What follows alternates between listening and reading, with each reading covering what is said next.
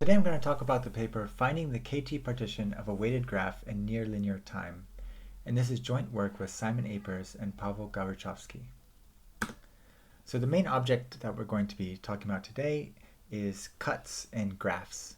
So a cut is defined by a subset of vertices S, and a cut is a subset of edges, and it's exactly the set of edges with one endpoint in S.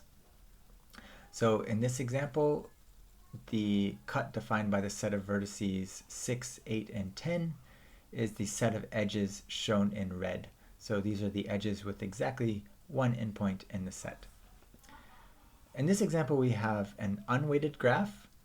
So the weight of this cut is just the number of edges in the cut, which is 7. But in general, when you have a weighted graph, then the weight of a cut is the sum of the weights of the edges in the cut. So a classic problem in theoretical computer science is, given a graph, find the minimum weight of a cut in the graph. So the minimum weight of a cut in this example is actually 3, and that is given, for example, just by the set containing the single vertex 0. So you see that there's 3 edges incident to 0. So this kind of cut we call a trivial cut, when the cut is defined just by a subset of size 1. So it's quite easy to find the minimum weight of a trivial cut. This can be done in linear time. In the case of an unweighted graph, that's just the minimum degree of the graph. So that kind of gives one algorithmic approach to the minimum cut problem. First, we can just find the minimum weight of a trivial cut. We know that we can easily do that in linear time. Then we just have to worry about the non-trivial cuts. And basically, we have to see if there's a smaller weight non-trivial cut. So in this talk, we're actually going to focus on non-trivial cuts. That's really the interesting part of the minimum cut problem. In our example graph here, the minimum weight of a non-trivial cut turns out to be 4. So we can, for our purposes, call this a near minimum cut. So in this graph, the weight of a minimum cut is 3. This cut here has weight 4. So we can call that a 1 plus epsilon near minimum cut, where epsilon is 1/3. So the weight of this cut is 4/3 times the weight of the minimum cut in the graph.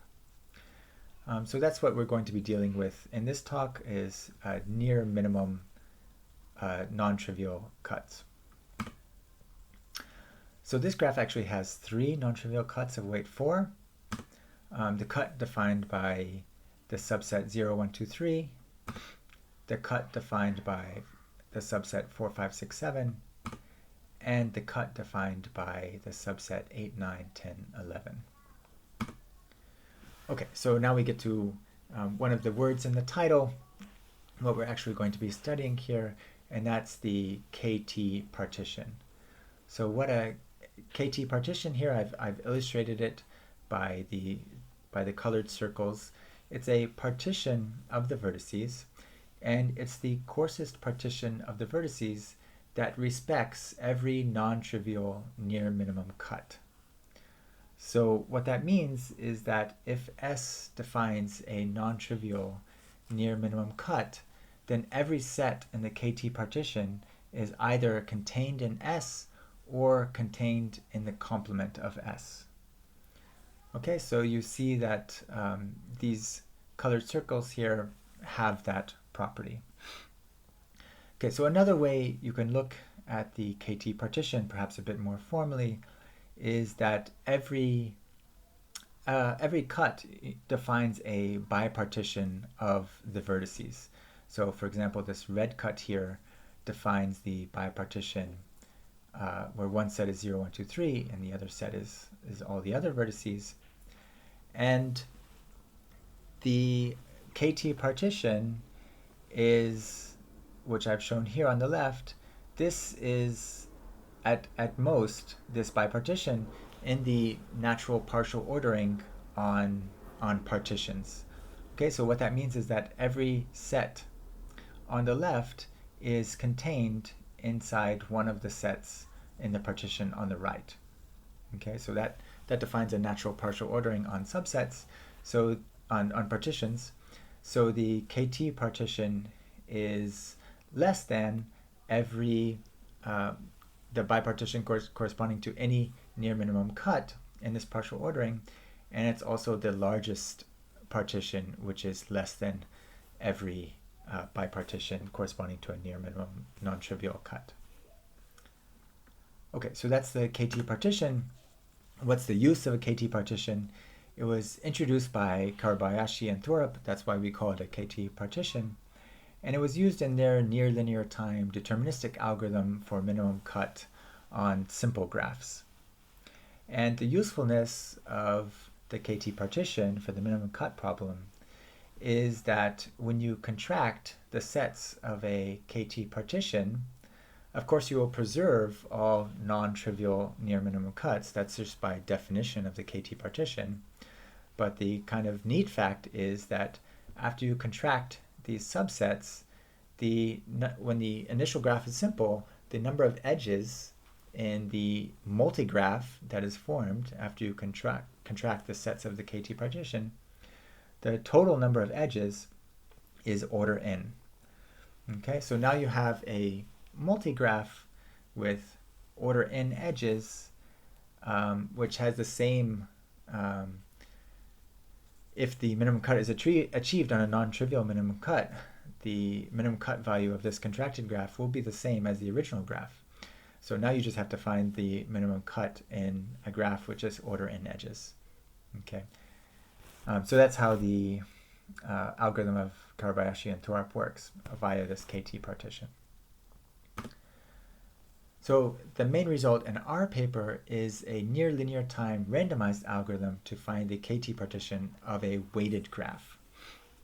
Now, KT partitions of weighted graphs have actually not really been studied much in the literature. And one reason is perhaps that you lose this property that I just talked about.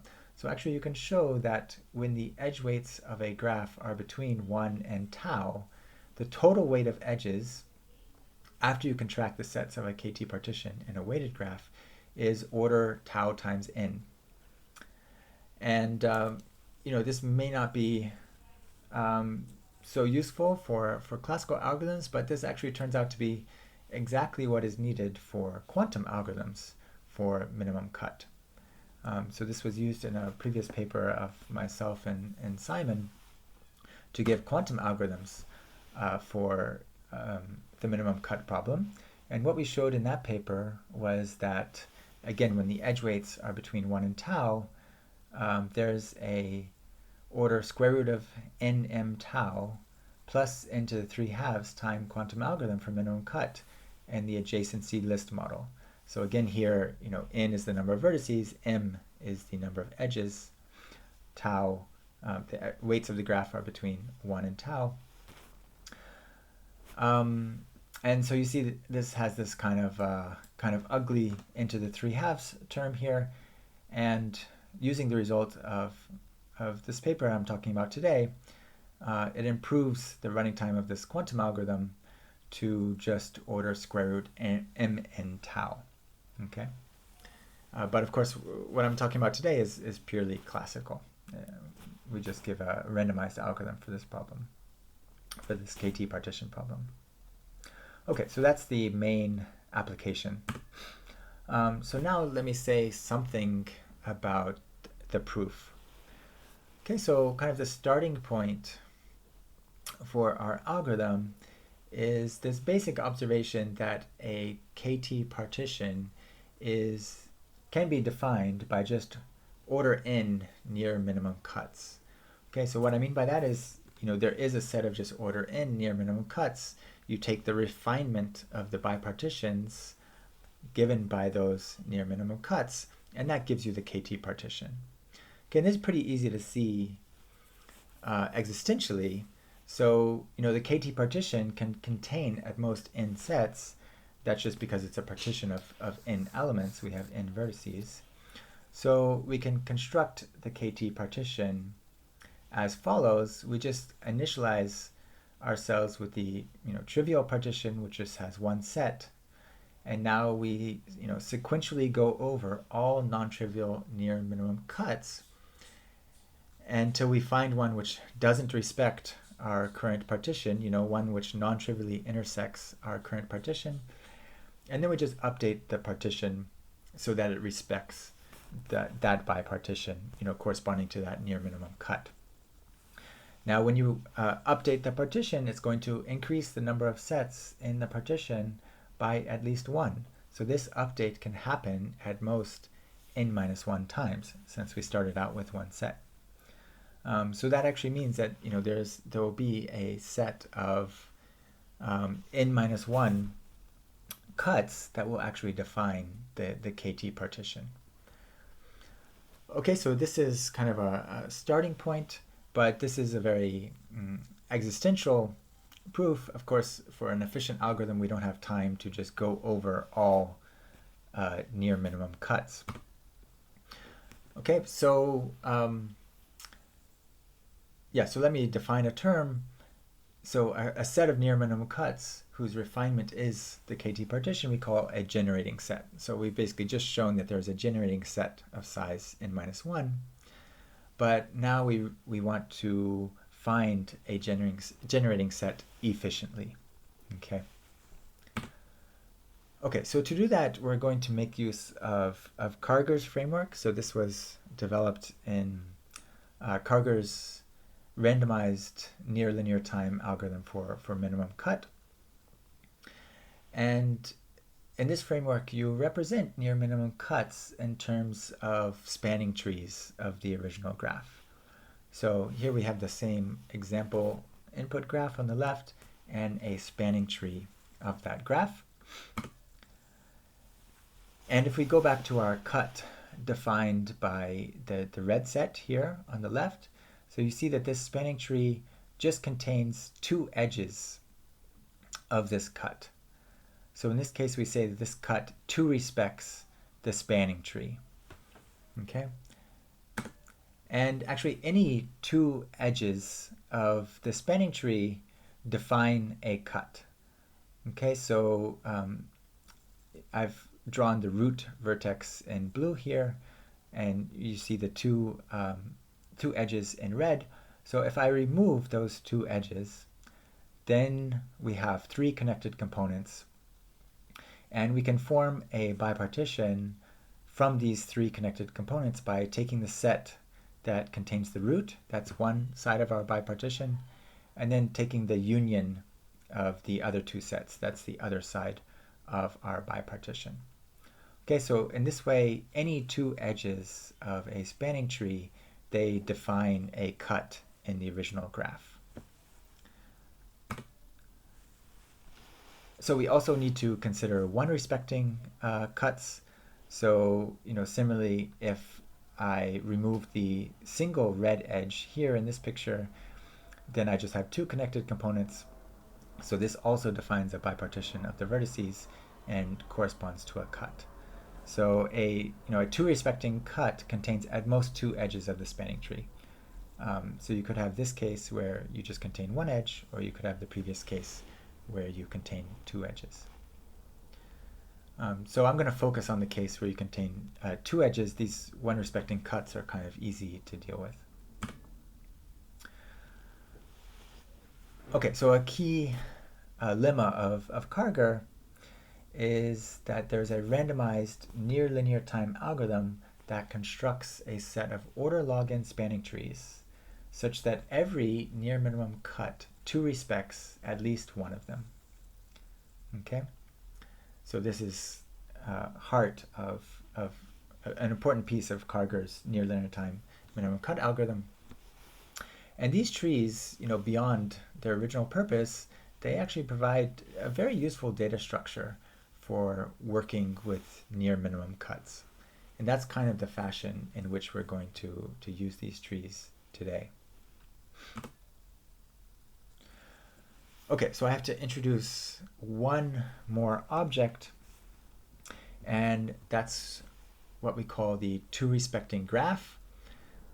Okay, so given a spanning tree, we're going to go up another level of abstraction here. So we're going to define another graph And now the nodes of this new graph are actually going to be edges of the spanning tree. And we're going to connect two nodes in this new graph by an edge if the two edges in the spanning tree define a near minimum cut in the original graph. Okay, so whenever we're looking at pairs of objects, we can think about those pairs defining a graph. So in this case, we're working with two respecting cuts, so we're looking at pairs of edges of a spanning tree, and so we're kind of looking at the graph defined by those pairs of edges that define a near minimum cut. Okay, and so we call this graph the two respecting graph. Okay, so a lemma from our previous work with Simon was that you can find a KT partition in the following way. So if you find a spanning forest for each of the two respecting graphs corresponding to the order log n spanning trees from Karga's theorem, and so that spanning forest, that defines a set of cuts, right? Because each edge in the spanning forest corresponds to two edges in the spanning tree and therefore defines a cut. So this set of cuts plus all the one respecting cuts that are near minimum cuts, those will actually be a generating set for the KT partition. Okay, so this is a much more explicit generating set of size order n log n, right? Because each spanning forest is going to have order n edges, and there's log n spanning forests, spanning trees. Okay, so this basically reduces the problem to finding a spanning forest of one of these two respecting graphs. And that's the main technical result of this paper. We give a near linear time deterministic algorithm to find a spanning forest of a two respecting graph. Okay, and from the face of it, this is fairly surprising, because just finding a single edge of the two respecting graph, that corresponds to finding a near minimum cut in the original graph. So, just finding an edge of this graph is going to take you linear time. But we can actually find a whole spanning forest also in near linear time. Okay, so the high-level idea is to follow Borufka's spanning forest algorithm. So let me remind you how that algorithm works. So the algorithm maintains the invariant that at every step it has a partition of the vertices and a spanning tree on each set of the partition. Okay, so that's kind of demonstrated in this picture here. We have a partition of the vertices and a spanning tree on each set of the partition. And the algorithm proceeds in rounds, and the goal of each round is to find an edge leaving each set in the partition, if such an edge exists. If there's no edge leaving a set of the partition, then it's already a connected component. You've already found one of the trees in the spanning forest. Okay, so here I've illustrated the goal. You want to find these red edges. So for every set of the partition, you want to find an edge connecting it to one other set of the partition, if such an edge exists. So once you find these edges, then you merge the sets of the partition connected by these edges. You update your spanning trees, and you can show that the number of the sets in the partition, when you do this, is going to halve in each round. So the whole algorithm is going to finish after order log n rounds. Okay, so since there's order log n rounds, we're just going for a near linear time algorithm. Basically, now what we need to show is how to implement a single round of Borufka's algorithm in near linear time. Okay, so how can we do a round of Borufka's? Okay, so basically what we need to do is we're actually going to do something slightly stronger, and that is the following. So for every edge E in the spanning tree, we are going to find a partner edge F such that, the pair EF defines a non-trivial near minimum cut, and E and F are in different sets of the Boruvka partition. Okay, so we want to do this if such an edge exists. Of course, it's possible that no such edge exists. But if we do this for every edge, then clearly we can implement a round of Boruvka's algorithm. Okay, so this is now the problem that we're going to solve. And we basically break this down into two cases, depending on the relationship between these two edges. Okay, so if one edge is in the subtree defined by the other edge, then we call the pair of edges descendant edges, and otherwise we call them independent. So then the picture looks like this. And we use different techniques in these two different cases. So in the descendant edge case, we basically follow an algorithm developed by Gawryczowski, Moses, and Wyman. And what we do is we do a traversal of all the edges in the tree while maintaining a data structure such that when we are visiting edge E, this data structure actually has the correct weight for all the cuts corresponding to pairs of edges E, F for every F that is a descendant edge of E. Okay? So in this data structure, we might not have the right cut weight values for edges that are not in this subtree, an edge over here, for example. But for any F in this subtree, this data structure is going to have the correct weight for the cut corresponding to the pair of edges E, F. Okay? So basically it's shown in this GMW how to maintain this data structure. And what we do on top of that is we show how to use this data structure to then implement what we call a categorical top-2 query. Okay, so what this does is we find the descendant partner F star that minimizes the weight of the cut E, F star.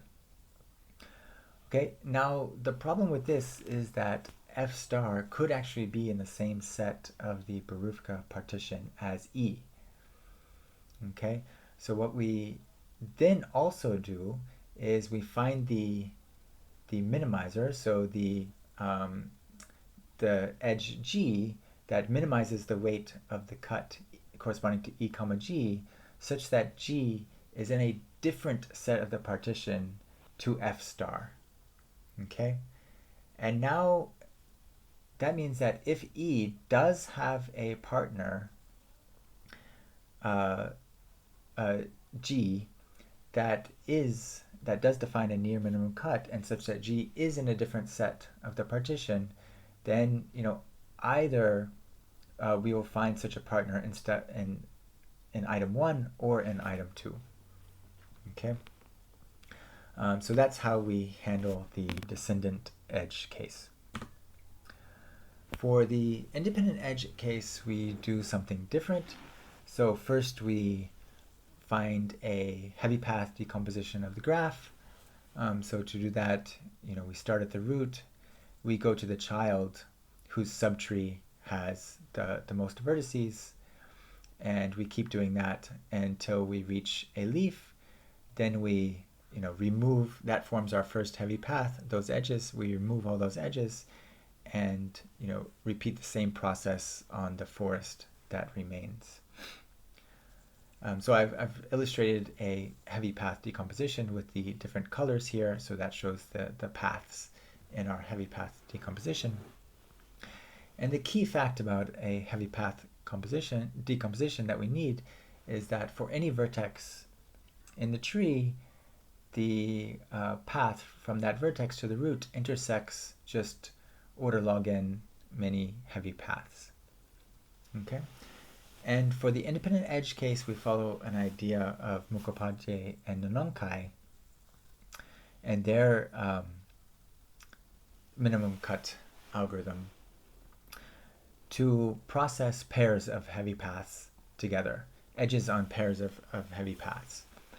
Okay, so there can still be, omega n many heavy paths, so there can be omega n squared many pairs. So we can't explicitly consider all pairs of heavy paths.